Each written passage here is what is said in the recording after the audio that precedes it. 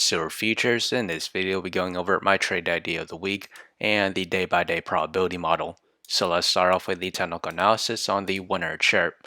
We still remain in negative MACD, but we're approaching to positive MACD territory, and we're off of oversold levels with the RSI. With the 4 hour chart, we have still remain in slightly positive MACD, and as we extend that further to the daily chart, we have dipped into negative MACD territory, and we're still resting right along the 100 moving average, this orange line, currently at the price of $25.57. As for the trade idea of the week, I'll be trading SLV, and my position size for it is less than 1% of my portfolio. My long entry is at $22.38, and my sell target for it is at $24.69. My stop loss is at $21.77. However, if I were to open a short position, my entry is at $25.68, and that is this range here, and that coincides with previous resistance levels that dated back to June 5th of 2021.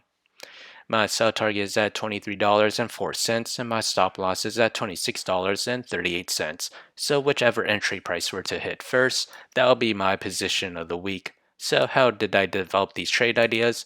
It all comes from the day-by-day probability model, which is available in the link below, so do check it out.